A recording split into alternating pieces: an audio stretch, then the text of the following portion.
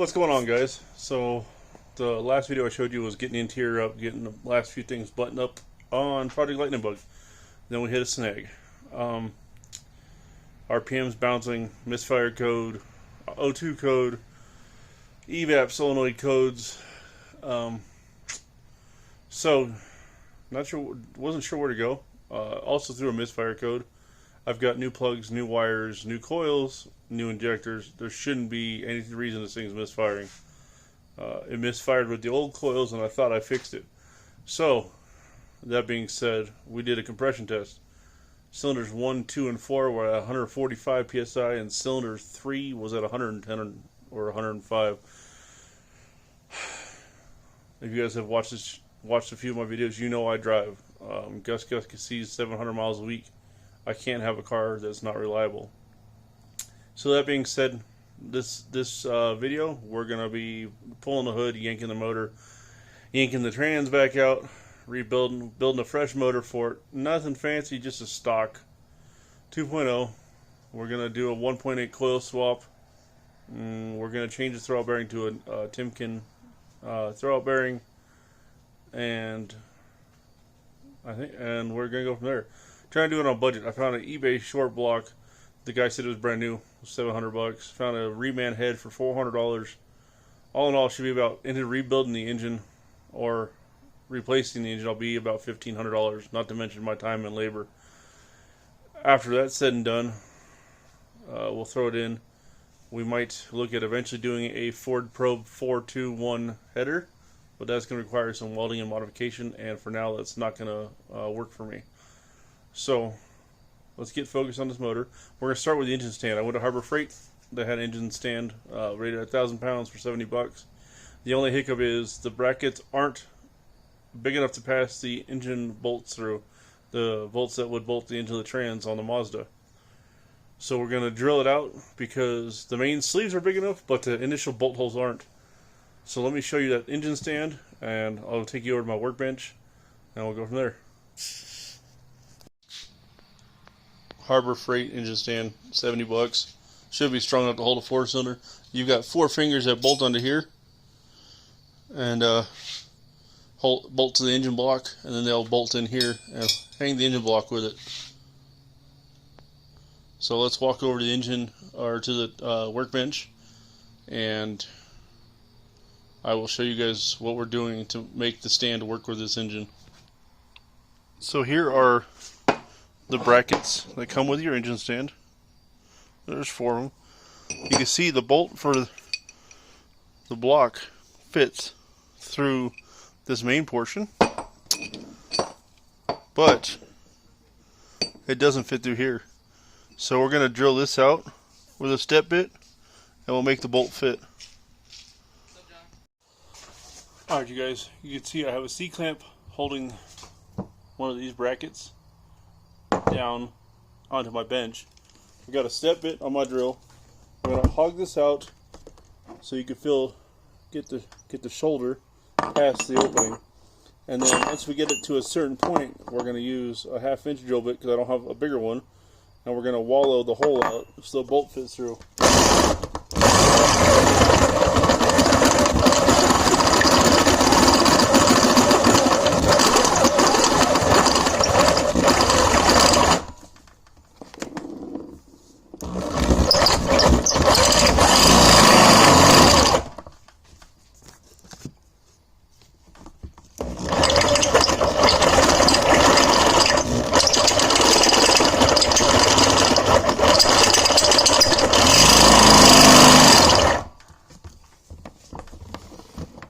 Better, you guys? Sorry.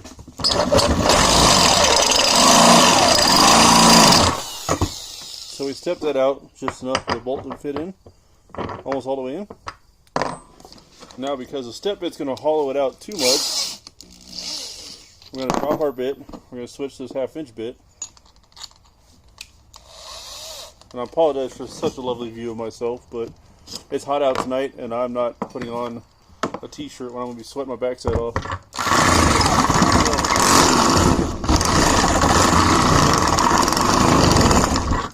We hollow that out, take our bolts, and adjust our camera here so y'all can see.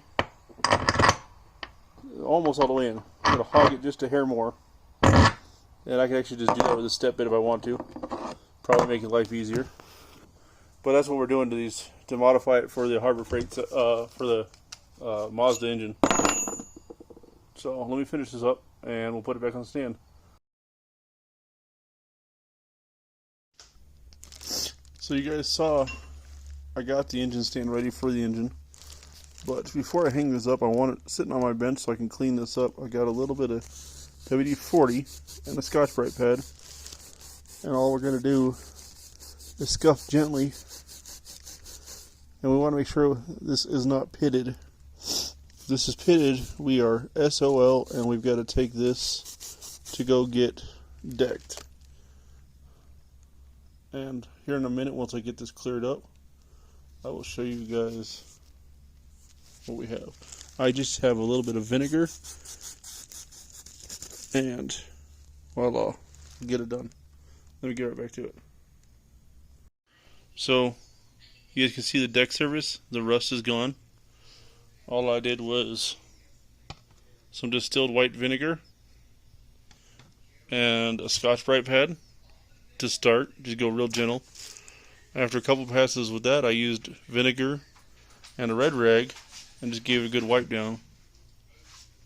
Now we're going to go through and clean all the cylinders because the shipper did not package this in a bag. So I'm hoping vacuuming out the debris will fix this. And then we can get this on the stand. Oh, we've got to remove this fitting, or this pipe thread, because this is for the turbo setup for a Mazda Speed and not just a NA Mazda. So this will get removed. We'll vacuum out the cylinders and all the holes. And in the meantime, we're meticulous and keep this covered in plastic when we are not working on it. So what I do is cover it really thoroughly, and then I'll put the bag back over it, tie it shut, and it keeps dirt out of it. So we'll pick this up tomorrow. You guys can see the debris that got into these piston holes from shipping. I'm going to attempt to vacuum out and wipe these down and make this as sanitary as possible. Lucky it doesn't look like any major dirt, but I know any dirt is bad dirt. So I've got my Craftsman shop back, and we are going to get started on cleaning this up. And once you get these cleaned and wiped down, it wouldn't hurt to put a rag, paper towel, or something in here and then wrap this in plastic so these all maintain a clean spot. So let me get my shop back going and we'll go from there.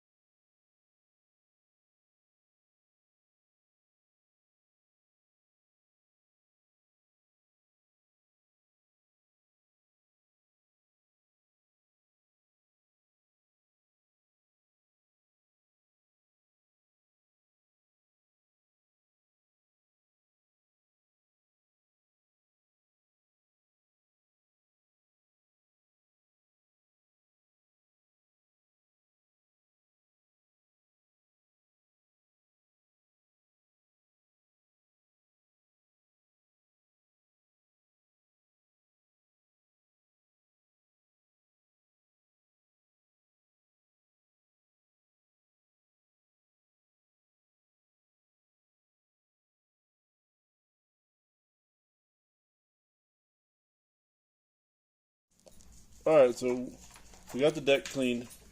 You guys can hear I got my dog walking around. We got the back of the block. Now with the back of the block, we have this fancy bracket, this mount, that will hold the engine to the engine stand. So we're going to get that started and situated. Now we're going to start getting this mocked up and mounted up so we can hold the engine up on the rotating stand. So all I'm doing is taking these, I got 5-inch bolts. The bolt, sorry, 14 millimeter, I'm not sure the exact thread pitch, but I couldn't find any local. So we just grabbed some 3/8 inch bolts to push through for now. And I might need a spacer on this one, but we're going to just take some bolts and run them through and then go from there. So the basic gist of this is you want it evenly mounted, evenly spaced, so that way the block sits straight and level on the stand. And I apologize for the view of my hands only, but I'm trying to show y'all what we're doing here.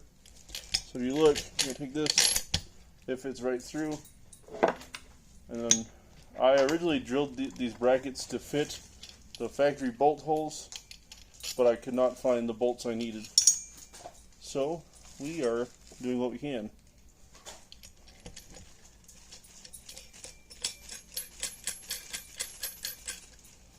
So the game plan is to get these all situated how we wanted them, and then we'll tighten them down.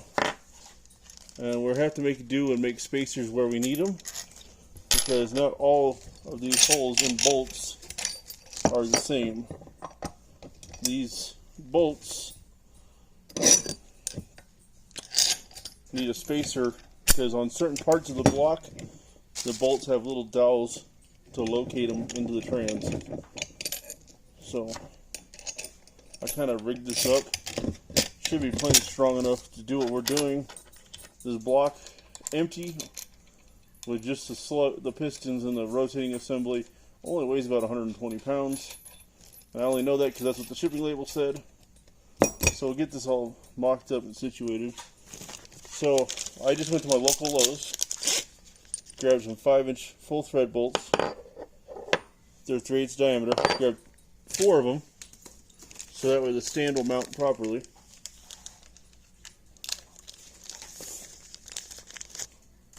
I grabbed various different lengths or amount of washers, so that way, once again, it will stack how I need it. That way I know for a fact I have plenty to set these up with. So you just take a washer. I did a washer like so. I got a washer that fits with the 3/8, and then I got a 1/2 inch to kind of fill the hole for where the 14mm bolt would have gone. And then I do the same thing on the other side. And I'll show you guys this a better angle. I just kind of want to give you guys, I don't get to show you guys much of what I get to do. So I put 2 washers on each side, and then I put a nut on it, and I run it down. And I hand tighten it to get it situated.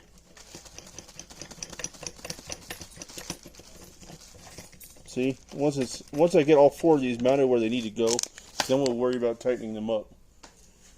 This one is going to once again get a washer on.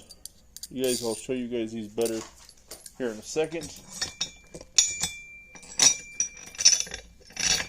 So get them all located and situated as best you can. You guys can use anything you want as a spacer, whether it's a socket or a nut. I just found I had 1/2 inch grade 8 nuts laying around, so they worked perfect for what I wanted it for. So we'll get these all hand tight, we'll snug it up, and then I'll go over and show you guys everything before I put it on the bracket or the stand. Now you don't need anything special. Sorry, I walked away. You don't need anything special. You can just use a pair of crescent wrenches, really, or find wrenches in a socket that fit, depending on how you tighten it up. And you guys hear some background noise. I got kids upstairs who are supposed to be in bed, so I can focus on this and leave it to 3 kids not to want to sleep, right? So we'll get the bolts hand tight. They don't have to be cranked down. You want them just good and snug. That way they don't have any wiggle room or play. You want to tighten up the bolts that hold the stand to the block first, and leave the bolts loose inside the stand itself. You see this bolt here? You want to leave that loose so you can wiggle the bracketry around as you see fit. So once we get all this tightened up, then we'll tighten up the actual stand bolts.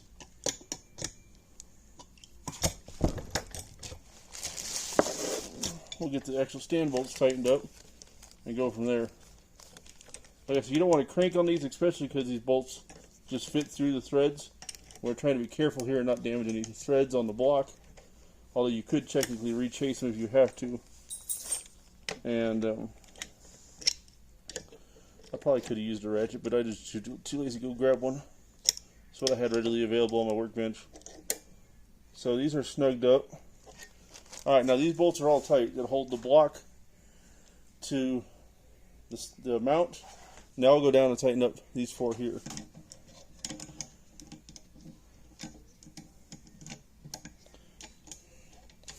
Now normally I would be playing music while I do this, but due to YouTube and their copyright infringement regulations and everything else, we don't want to deal with that. I don't want a bunch of dead sound or lack of sound on these things.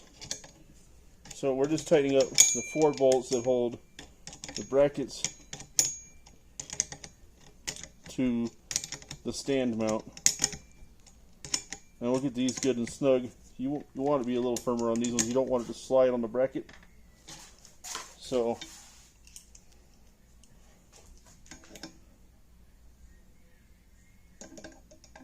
like I said, I know sure anybody who's going through this hassle of building an engine may or may not have already assembled one of these engine stands. And I just figured for the basics, give you guys an how-to on how I'm doing this. How I do it, it might be different than how you want to do it or how you deem is the way to do it. But to each their own. We're all here to just get a common goal of getting our vehicle, keep our vehicles running, build our vehicles, whether it's customizing them or putting them back to stock. We also, amongst doing this engine swap, we got a couple things we're switching out to help with cooling, like a Mishimoto radiator. We're gonna show you how I torque the engine down.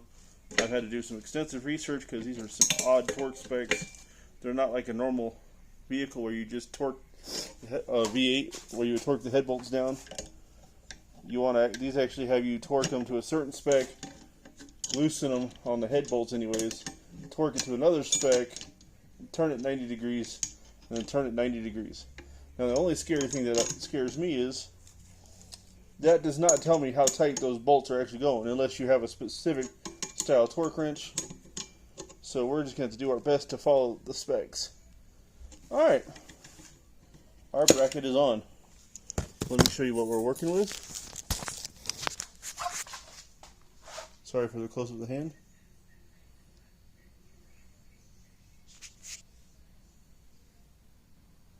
Alright, let me turn the camera around and give you guys a better view. So, these are the bolts I was telling you. 3/8, 5-inch long, fit right through the block. They don't thread into the block, but they pass through. You can see how I have a dowel locator here, but not here. So I used a nut. Like here, used another nut. But down here I have a dowel. And this is what I was talking about, double stacking washers right here. And then you want to get all these bolts hand tight and secure with how you want your setup. And that way you could adjust these 4 points here. That being said, once you get these 4 points where they need to be and those are tightened down, then you tighten these 4 bolts down. Now what we're going to do is take this engine and slide it into the stand here. This has just a little pin that holds it in. And this is going to be a 2-person gig because I'm going to have to put it into the stand while someone else pins it because I need both hands to hold this engine. So let me get it situated and I'll show you what we're doing. Alright, so the engine is on its stand. You guys can see. Now if we look at the bottom of this, nice and clean inside. Now up top we are going to have to remove this oil filter cooler adapter. This is what they use on the Mazda Speeds, I believe, as well as this coolant feed line. I have to double check this on my block when I get it out. And then here you can see the top end's nice and clean. I did notice, however, right here, there was a little metal flashing, and we had to fill that hole with a rag and a little bit of grease, break the flashing off, and then retrieve it, and then re-vacuum this out. Now, I'm going to bag this up for the night, and when we get back out tomorrow, we will start disassembly on Project Lightning Bug.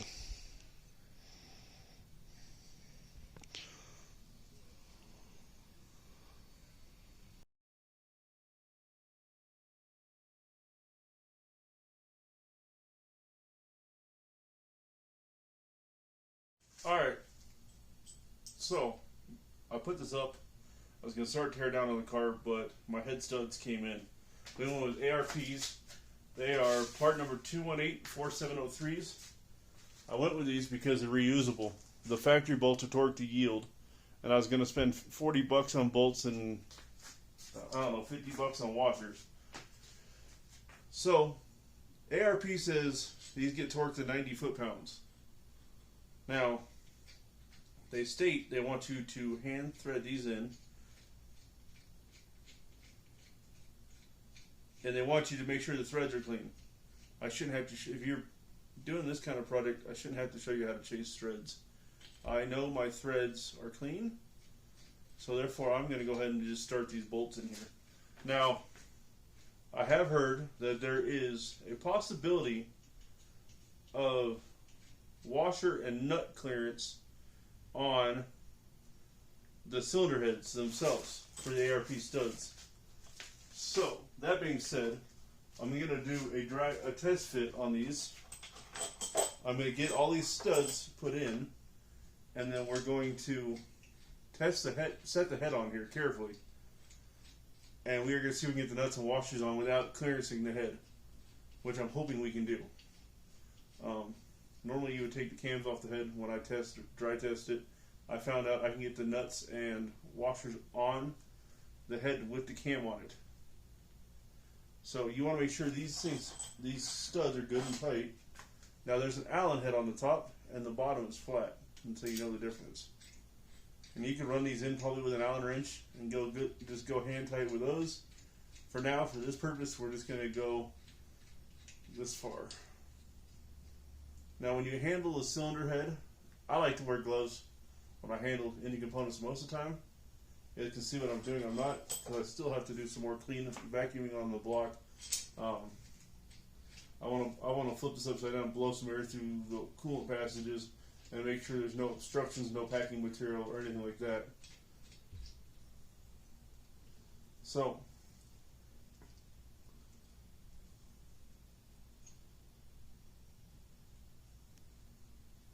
get all these in, and we'll go from there. There's 10 studs. So, I'll be right back with you guys.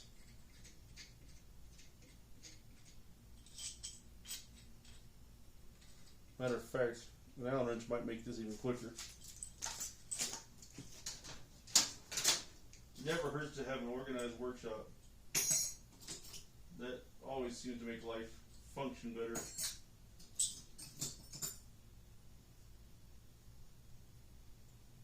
And they don't require a lot of torque to set them in.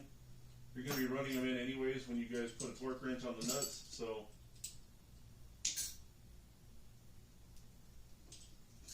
consider that when you guys put these in by hand.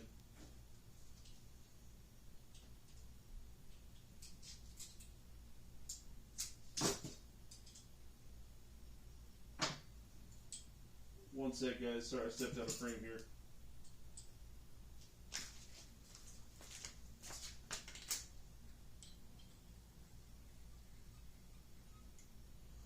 And like I said, you want to make sure these threads are clean. If you can't guarantee the threads are clean you're putting these into, run a tap throw.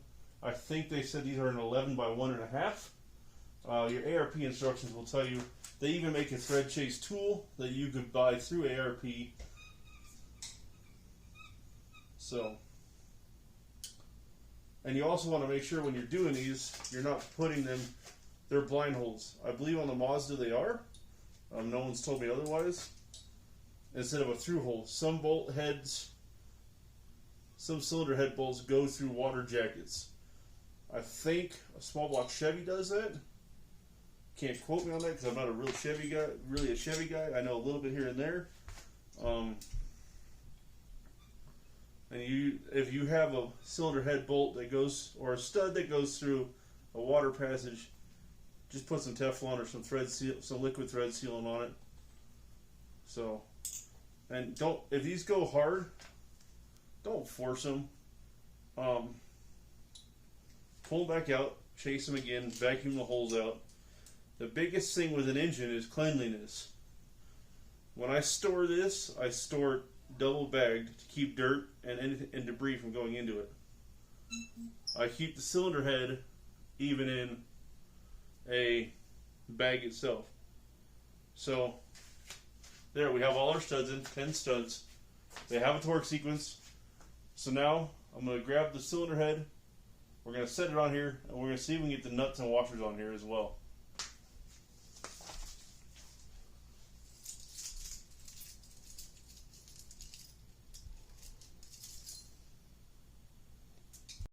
Alright, so I didn't want to film myself unbagging this cylinder head. So we've got our cylinder head, and I'll show it to you guys here in a minute. I'm like really close to the camera, guys. So this is a reman cylinder head I got off of eBay. The guy had really good reviews, and it was about the same cost as going through clear water. So we're going to ease this down. And I don't have a head gasket on here yet, only because I wanted to check and see how this is going to go. And I'm actually going to cut the holes off.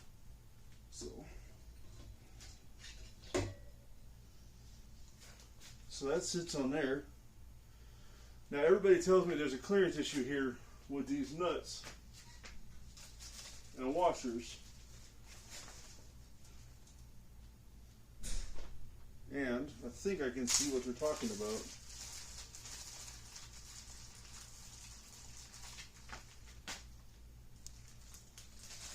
Let me get a socket and see what we can do here. I already know the cams are going to have to come off.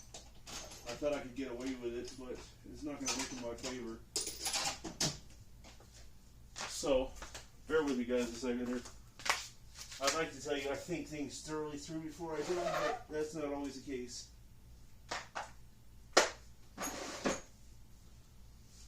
I got to get a 12-point socket because ARP studs are 12 points, unlike Allen's, like the factory.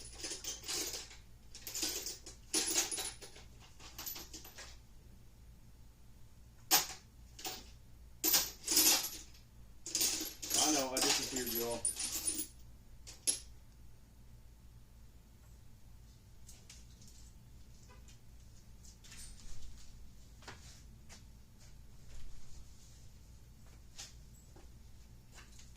Alright you guys, so I had to take a step back for a second and look at this.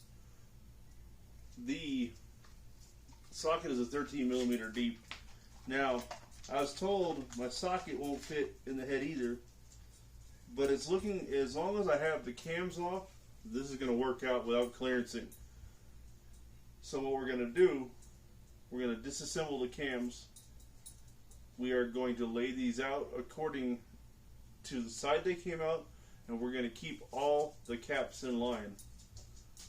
That way when we go to set it back on the engine, we can put everything back together exactly as they came off. Because the cam caps are numbered, the cams are intake and exhaust cams, so we want to keep everything exactly as it came down. So it looks like I won't have to clearance the head like everybody else said they've had to. I'll know 100% as soon as we get the cams off, and it's going to be a tight squeeze, it looks like, on a couple of these, but if I have a thin enough socket, I might just have to grind my socket down a little bit and go from there. And right now it's hard to tell because the cams are right in my way. So let me get some tools together and pause this up, and we'll go from there.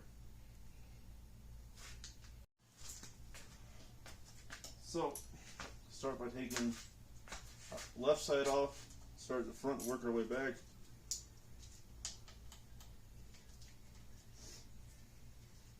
I'm going to keep the bolts in the holes they came from, and I'm going to keep the, like I said, the cams in sync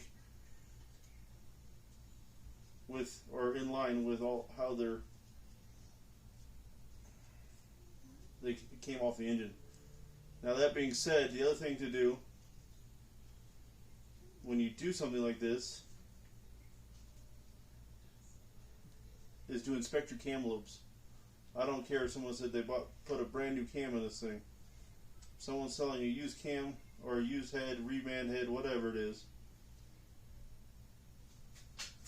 off of market or off of eBay or whatever. You want to make sure that everything is as it says it is. Now the other thing being is you don't want to use a steel hammer on these things. A small rubber mallet to tap them loose will suffice.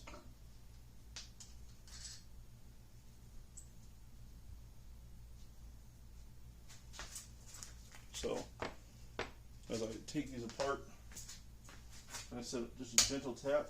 You don't want to hit it hard because you don't want to cause any damage. There are little dowels to locate them.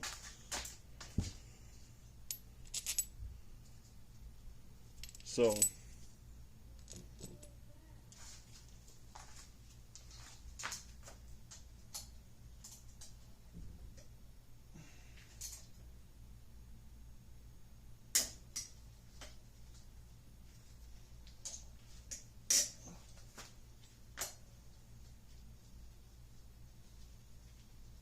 we'll get all these pulled off, set aside, and I'll show you guys how I set this on my workbench. I lay clean rags down, new rags down. That way everything stays clean and organized.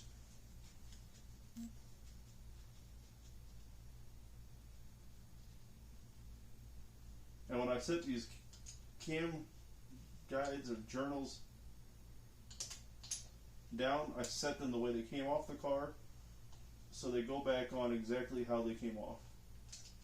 And basically, easy way to remember, bottom of the numbers are facing the back of the motor towards the trans.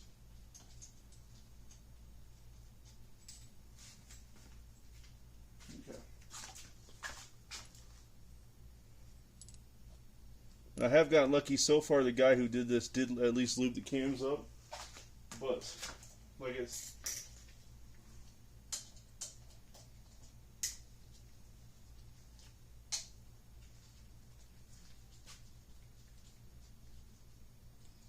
each one of these cam journals has a set of like dowels to locate them so they don't walk. Now the front ones, they do get some RTV. I gotta look it up and I'll refresh it when we put these back together. Right now I'm simply just wanting to test to see how my socket is going to fit down in these heads. Like I said, everybody I've talked to said they've heard about ARP studs need to be clearance for the heads, or the heads clearance for the studs. But I haven't run into that yet. So, knock on wood.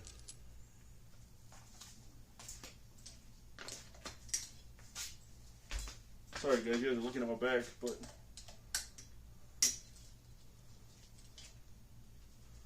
now Martin Performance, they make a cam tool that's $11 for these Mazda engines that just lock up the cam gears. And we won't be getting cam gears on this until I get the engine out of the car, because I'm using the cam gears and the crankshaft gear off that. We are going to make this engine look good since it is coming out, or since we're putting it in all fresh and new.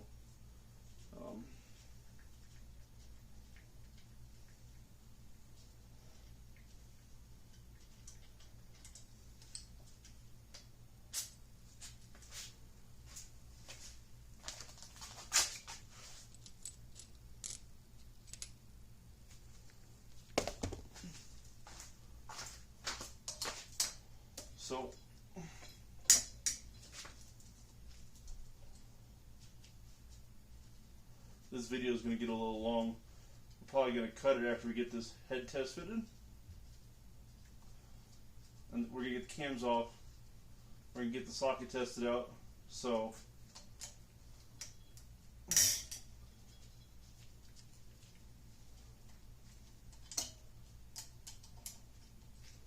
and when you're pulling these bolts out, it doesn't hurt.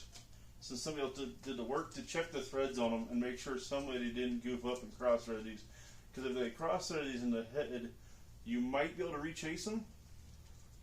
If you're lucky, you can clean them up maybe with this factory size, the same size bolt, because there's no room to chase them for bigger threads. Now the other thing being, when we install these cams, you want them flat. If you put them any other way other than resting completely flat on the valves will be stuck open, and it won't sit. You can damage the cam. So here is our intake cam.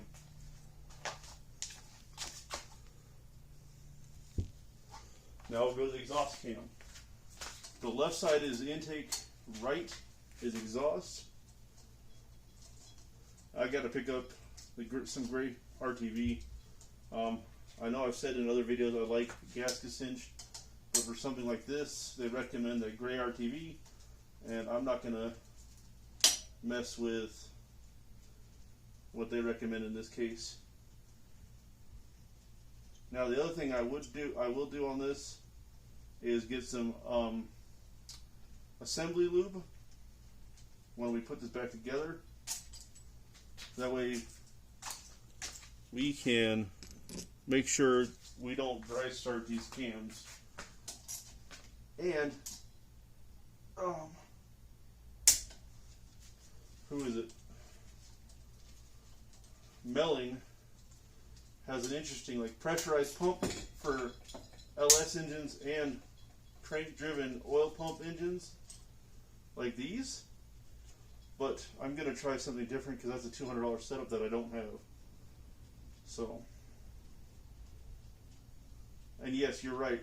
I could test the bolts on the intake cam side, but I already have. I want the whole assembly apart.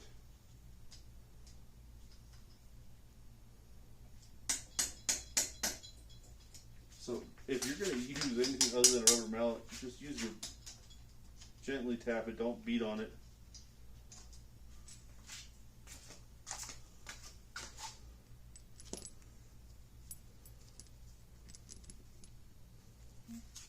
Sorry guys, it's hot out here and I don't have the garage open tonight.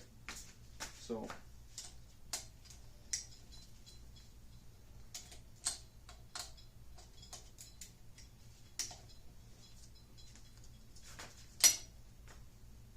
I have heard that the FH9 cam, I think it's out of a JDM motor, is an intake cam that'll wake these up a little bit. But they're hard to find, and if you find one, they're like $200. If I'm going to spend $200 on parts, I will build another engine with a 10-to-1 compression and some aftermarket cams to give us a little more duration. I think if they're eking 145 horsepower out of these cars with basically a few tweaks and a computer tune, why can't we get more out of it? NA.